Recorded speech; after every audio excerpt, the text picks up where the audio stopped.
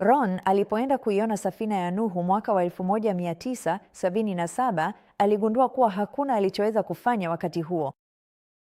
Hivyo ni kana kwamba Mungu alikuwa amemgusa na kuweka mzigo moyoni mwake wa kutafuta mahali pa kuvukia na mahali ambapo msafara wa kutoka ulifanyika. Hivyo ndipo alipokodisha ndege huko Eilat.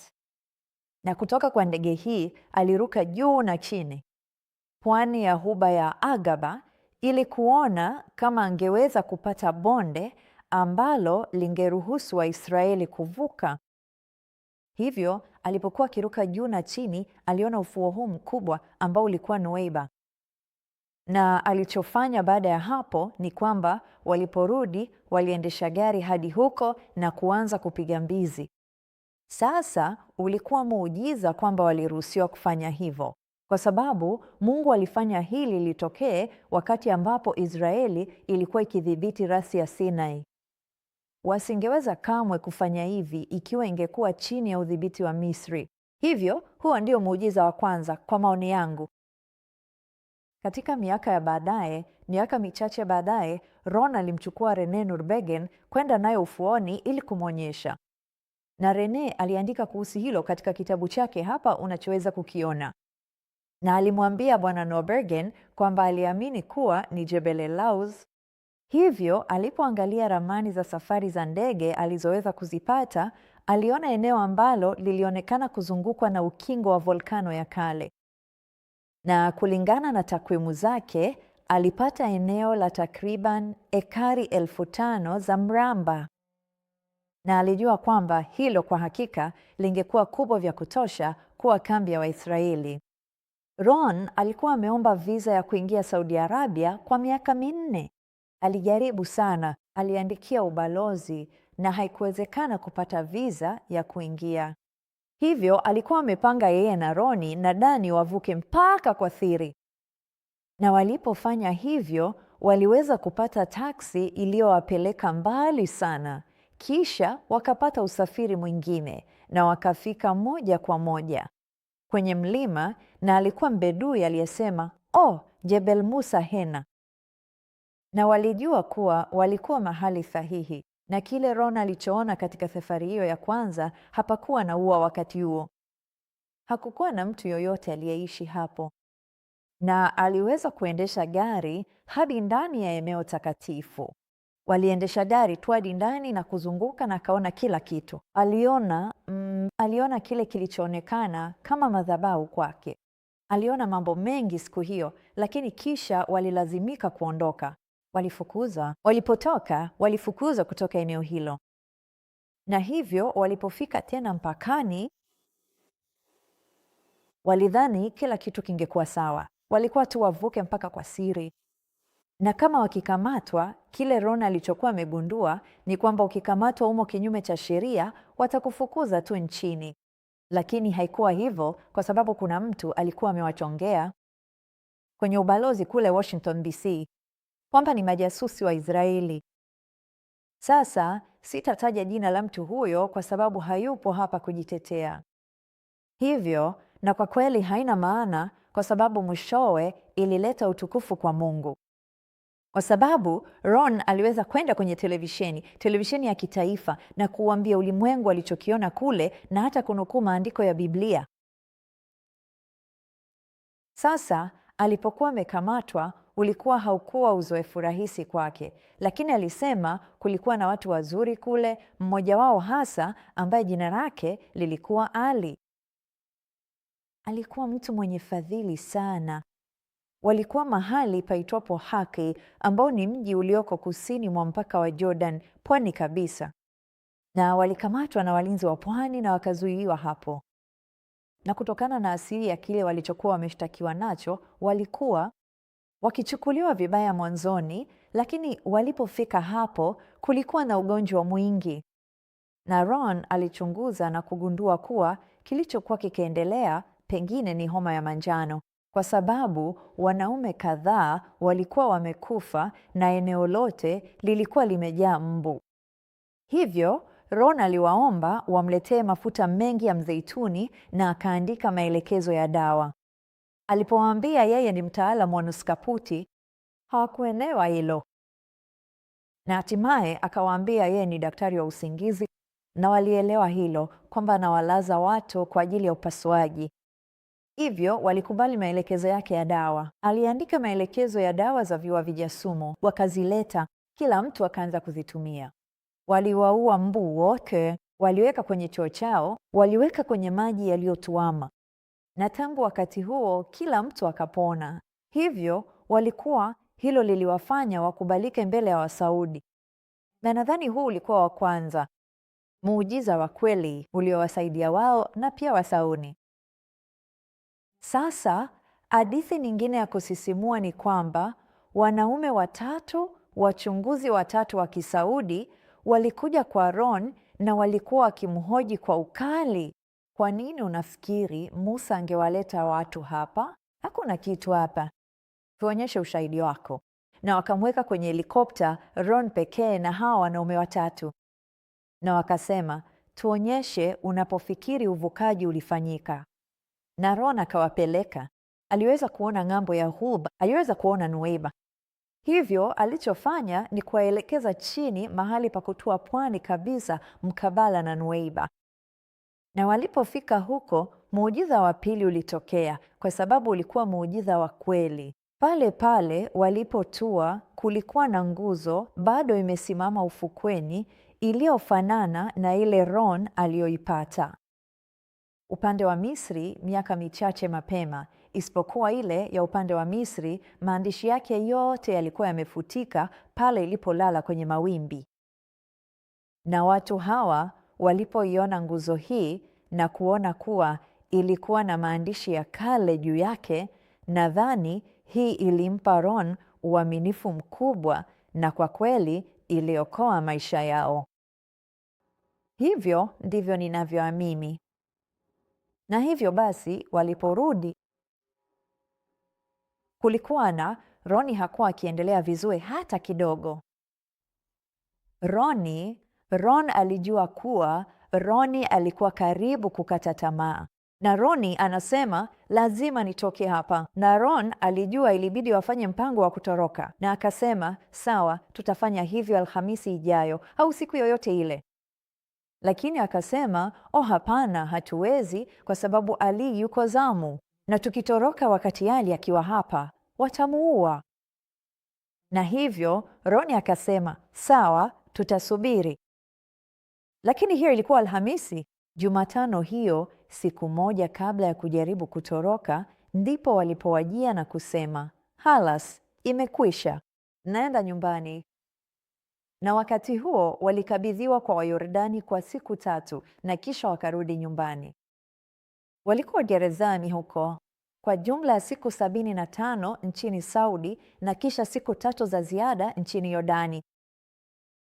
Ron hakuweza kuleta nyumbani nyaraka yoyote, lakini aliamini kuwa nguzo hiyo ilikuwa na jina Sulemani, Mizraimu, Edomu,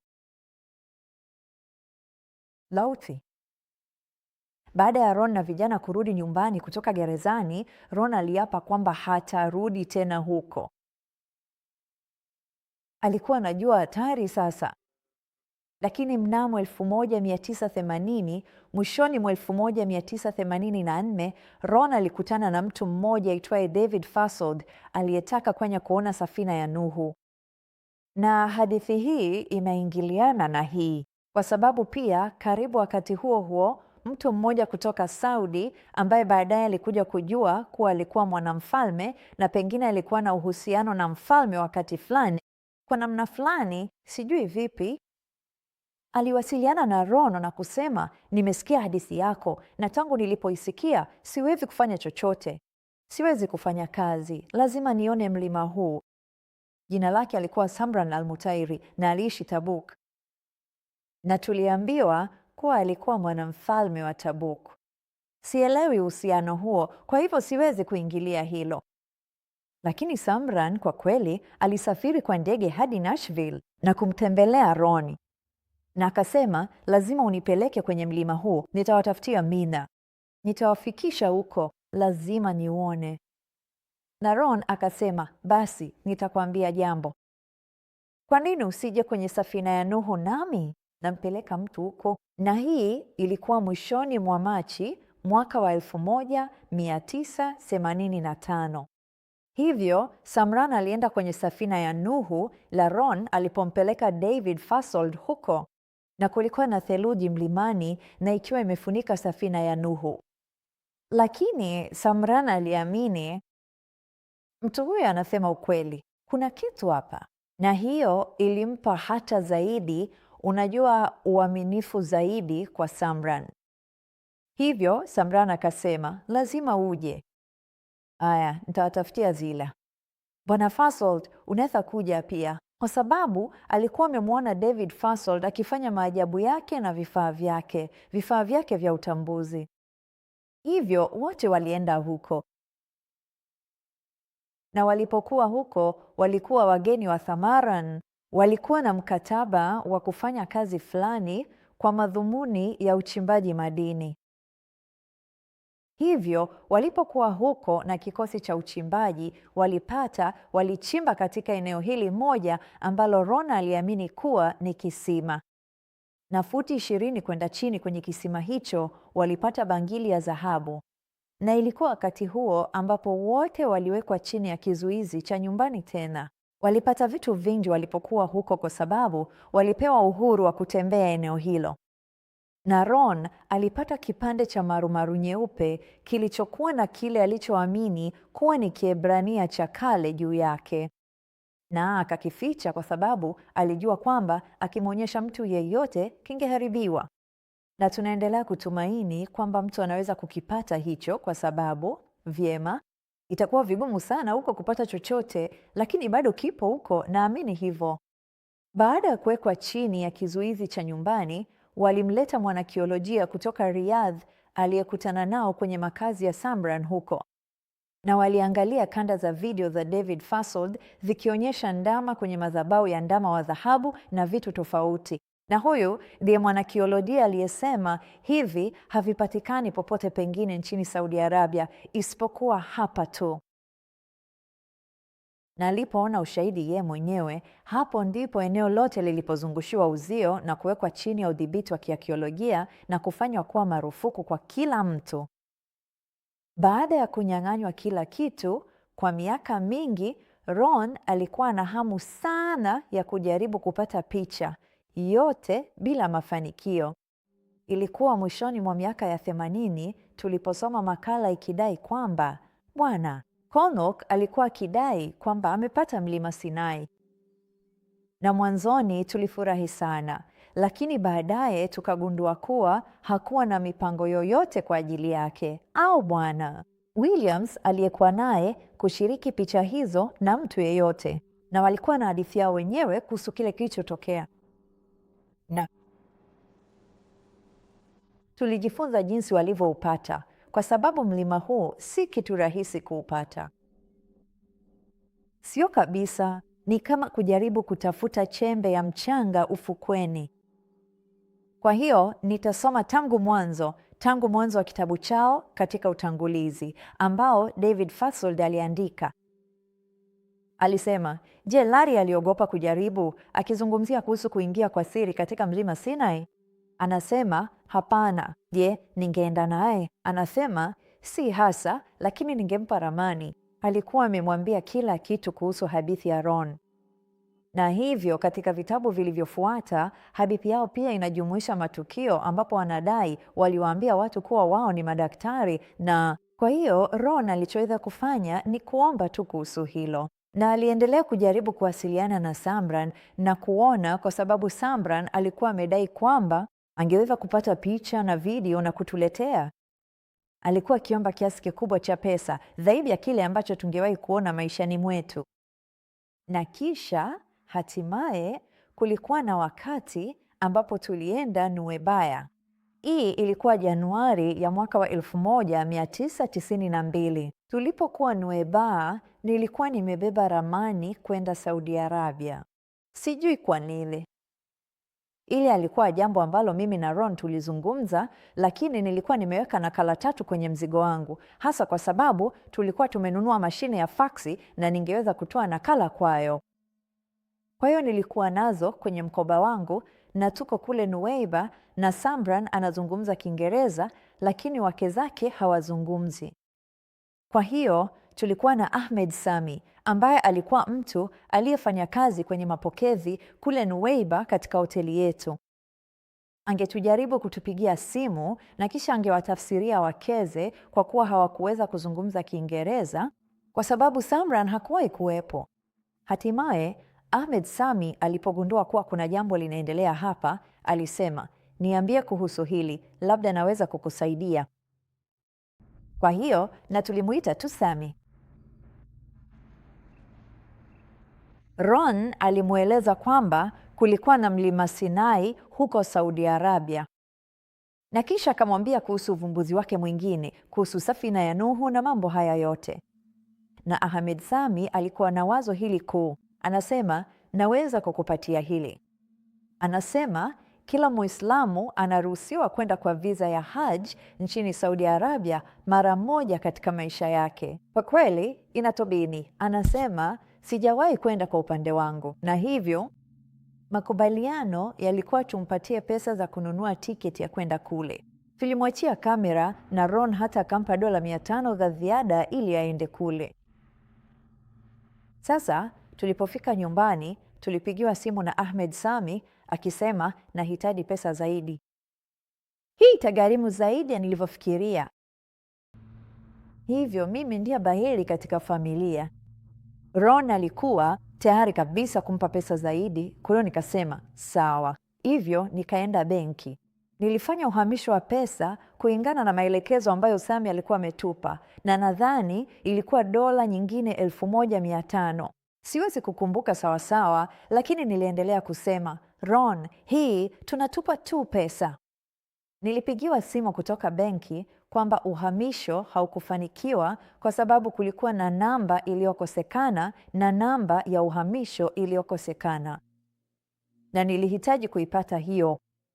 Hivyo Ron akaniambia nimpigie Ahmed Sami, nami nikampigia, nikapata namba hiyo na nikaipigia benki asubuhi iliyofuata na kuwaambia nilitaka kuendelea na uhamisho huo na hii hapa ndiyo namba. Nao akaniambia, vyema, itabidi uje hapa. Hatuwezi kufanya uhamisho wa pesa wa benki kwa njia ya simu. Hivyo nikaenda benki na nikawapa taarifa hizo. Na nilipofika nyumbani tulipigiwa simu kwamba hawakuweza kufanya uhamisho kwa sababu mfumo wao wa uhamisho ulikuwa umekwama kwa mchana huo, kwamba ingekuwa asubuhi iliyofuata. Naam, kilichotokea mara baada ya hapo kilikuwa ni muujiza. Ron alipigiwa simu na msichana aliyesema kwamba hakujua jambo hili linahusu nini, lakini kaka yake alikuwa amempigia simu na kusema, mtafute mtu huyo anayeitwa Ron Wyatt na mpe namba yangu na mwambie anipigie. Na nilipotazama uso wa Ron, alipauka kama karatasi wakati akiwa kwenye simu hiyo. Nami nikasema, nini? Sikujua kama kuna mtu amekufa au nini. Naye akasema sijui, na mara moja akapiga namba hii ya Saudi Arabia, na mtu huyu akapokea, na jina lake alikuwa Jim Caldwell. Akina Caldwell walikuwa familia iliyokuwa ikiishi na kufanya kazi nchini Saudi Arabia karibu na Riyadh. Alifanya kazi ya Aramco, na hivyo ilibidi watoke nje ya nchi mara kwa mara ili kudumisha hali yao ya kodi na Marekani. Hivyo katika safari yao waliopaswa kuifanya ili kuondoka ufalmeni, walikuja Misri. Walikuwa na shauku hasa ya kwenda kuona St. Katharina au St. Catherine katika rasi ya Sinai. Huu unadhaniwa kuwa ndio mlima Sinai halisi, lakini ni eneo la kimila. Ilitambuliwa kupitia ndoto na mambo ya fumbo kutoka kwa mama yake Konstantino. Hivyo ndivyo ilivyotambuliwa.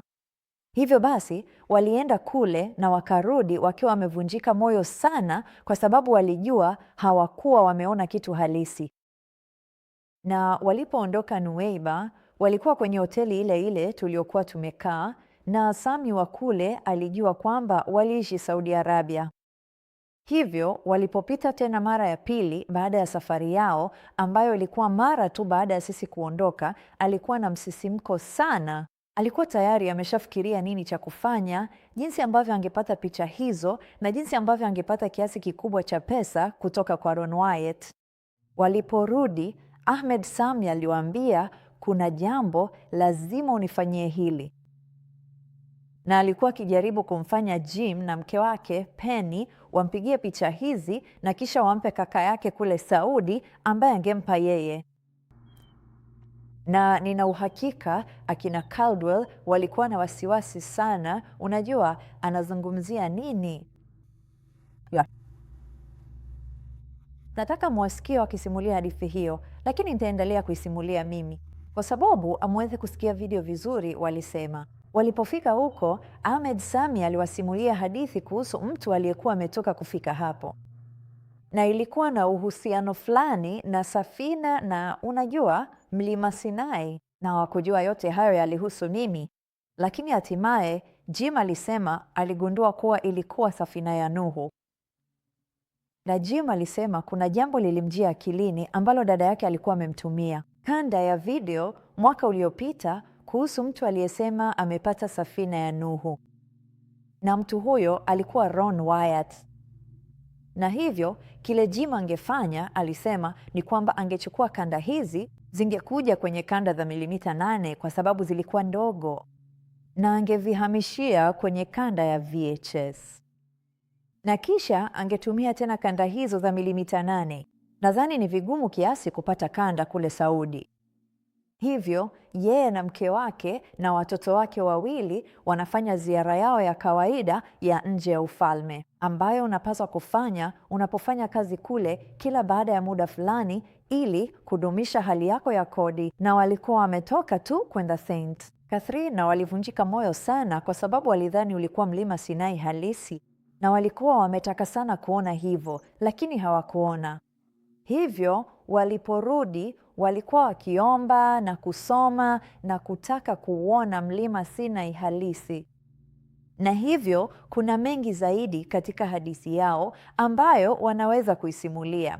Lakini walipofika huko na Ahmed Sami akamwambia hadithi hii, Jim alisema, alifikiri kidogo, akasema, nilikuja na kanda 10 katika safari hii za kutumia na nimetumia 9 kati ya hizo.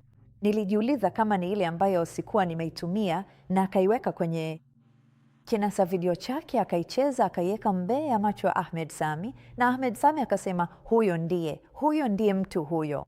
Alikuwa hajatumia kanda iliyokuwa na Ron ndani yake. Na wote walikuwa sana, yaani huo ulikuwa muujiza hapo hapo. Na tulikuwa tumeacha ramani kwa Ahmed Sami, na Ron akaniambia nichore ng'ombe hapo. Kisha akaniambia nichore mlima wenye mti kati ya miamba miwili mikubwa. Na mambo mengine sikumbuki yote, lakini Jim na Penny walienda huko. Mara tu walipoondoka Nuweiba, walichukua gari lao na wakiwa njiani kuelekea nyumbani, walienda mlima Sinai na wakapiga picha hizi zote. Na walipovipata, walimpigia simu Ron na kusema, tunataka uwe nazo hizi.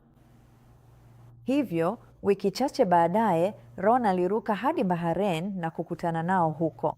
Kwa sababu unaweza kuruka kwa uhuru hadi Bahrain, lakini huwezi Saudi, na ilikuwa ni haraka na rahisi kwao kufika huko.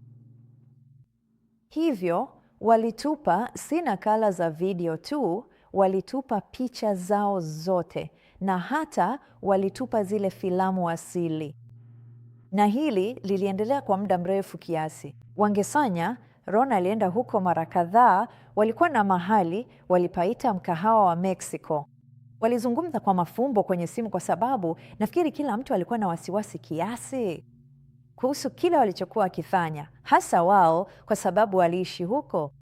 Hivyo picha na video zote walizotuletea, kwa kweli naamini hiyo ndio ilikuwa furaha kubwa zaidi niliyowahi kumwona Ron nayo. Na unajua, katika chochote kinachohusiana na kazi hii yote tuliyokuwa tukifanya, kwa sababu kwa muda mrefu alikuwa akitaka kuwaonyesha watu.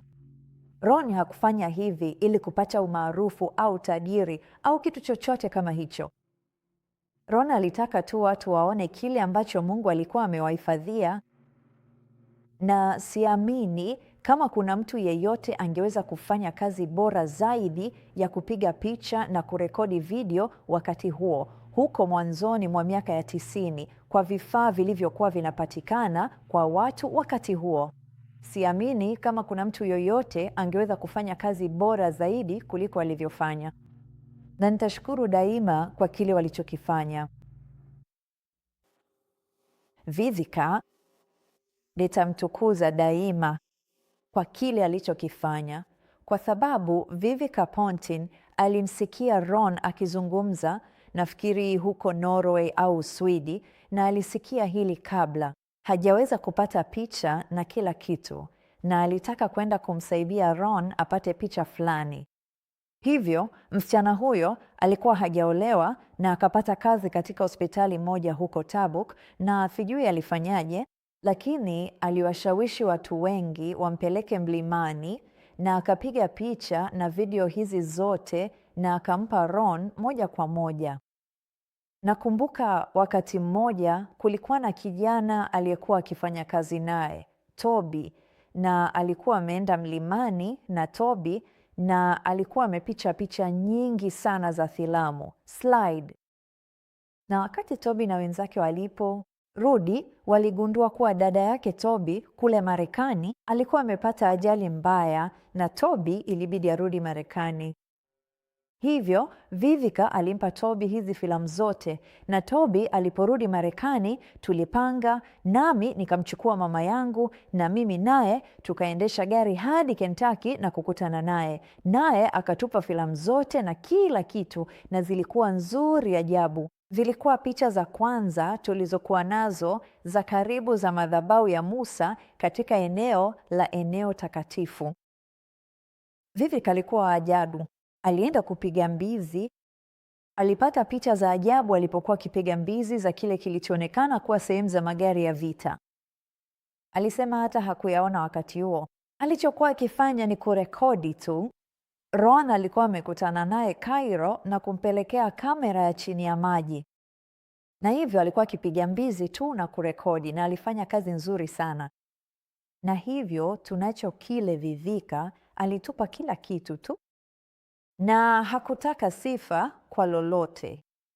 Alikuwa na moyo ule ule, bado anao moyo ule ule aliokuwa nao Ron. Alitaka tu watu wafike mbinguni. Tulitembelewa na mtu kutoka Sweden aitwaye Rory, na tukamfahamu, naye akatuambia kuhusu rafiki yake Leonard. Na hivyo Leonard alivutiwa sana na uvumbuzi huo, naye alikuwa mtu msomi sana. Alikuwa mtaalamu wa vinasaba katika taasisi ya Karolinska huko Stockholm. Na hivyo Leonard alikuja kututembelea mara chache na akaandaa mkataba na Ron. Alitaka kuandika kitabu kuhusu uvumbuzi huu wote na Ron. Ron angekuwa mwandishi mwenza. Na hivyo Leonard alikuja, na hata alikuja kumtembelea Ron alipokuwa mgonjwa na akifa, lakini hawakuwahi kukiandika kitabu hicho. Hivyo baada ya Ron kufa, Leonard alikuja kuniona, nadhani ilikuwa Oktoba ya 99. Alikuja na alitaka kuandika kitabu hicho,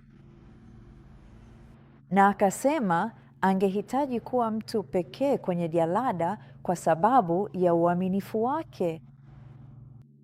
Nilikuwa bado ninaomboleza kifo cha Ron sana, na hivyo akaandaa mkataba. Ulikuwa mkataba wa ajabu. Ulikuwa katika sehemu mbili.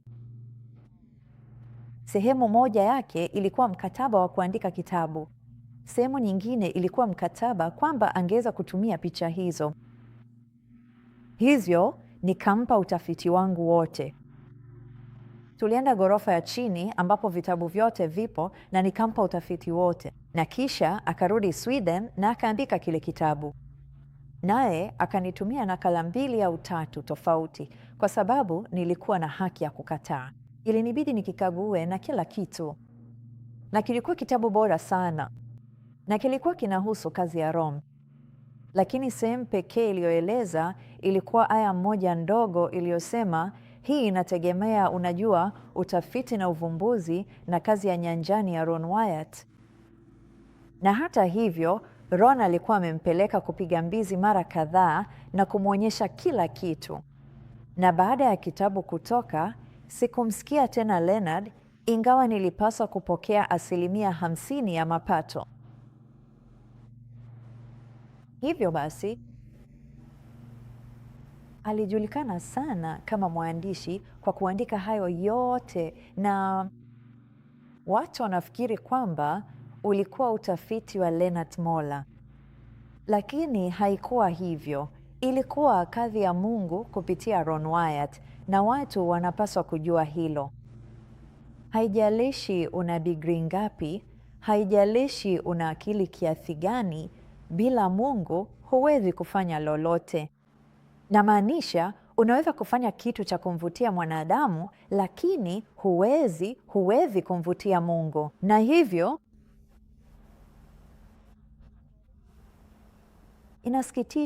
inasikitisha sana kwamba Ron aliniambia siku hiyo tulipokuwa tukizungumza kuhusu hili. Alisema nitakapoondoka. Hii ilikuwa kabla tu ya kutoka mlangoni kumpeleka hospitalini alikofia. Alisema nitakapoondoka kila mtu atakuwa anang'ang'ania nafasi. Unajua, akili yangu ilikuwa kwingine. Sikujua alimaanisha nini, lakini sikuwahi kusahau alichosema. Na hivyo, hadithi nzima ya mambo haya inapaswa kujulikana. Kuna watu wengi waliofanya mambo mengi mazuri,